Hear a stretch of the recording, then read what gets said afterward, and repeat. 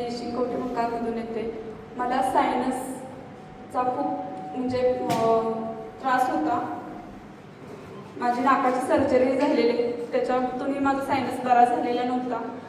त्या सायनसचा इफेक्ट असा होतो की आपलं कपाळ आणि नाकाच्या साईडचा पूर्ण भाग हा सुजतो आणि श्वास घ्यायला भयानक त्रास होतो. भले की जेवढे इथं फॅन लावलेत हे पण मला अपुरे पडायचे. भयानक त्रास होतो श्वास घेण्यासाठी.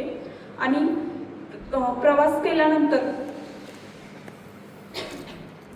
प्रवास करताना जर मी नाकाला वगैरे मास्क वगैरे नाही वापरला किंवा रुमाल वगैरे मी जर वापरला नाही तर ते भयानक सुजायचं.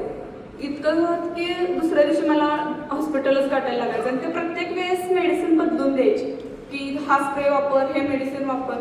ते तेवढ्या पुरतं, त्याची रिॲक्शन जेवढी चालत ते तेवढंच चालायचं. परत आणि मी मागची कथा पुढे चालू असं माझं चालू होतं. तर परत त्याचा इफेक्ट असं म्हणजे मी जरी मोठ्याने हसले किंवा जास्त वेळ जरी मी हसले तरी माझं कपाळ सुजायचं.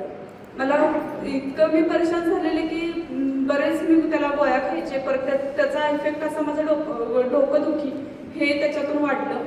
पण परत मला दुसरा त्रास म्हणजे मला मूळव्याधाचा त्रास होता. मी रूमवरती राहते, बाहेर शिकायला मी रूमवरती राहते. मेसचा खाना खाऊन भयानक त्रास होता मला मूळव्याधाचा. मी खूप दवाखाने केले, बरेच जणांनी देशी उपायही सांगितले, तेही केले.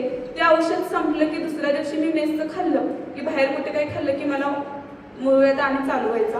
पण ज्यावेळेस मी डी फ्रूट वापरलं, आता मी सायनससाठी किंवा त्या मूळव्याधासाठी कुठलंही औषध घेत नाही आजपर्यंत. हे ज्यावेळेस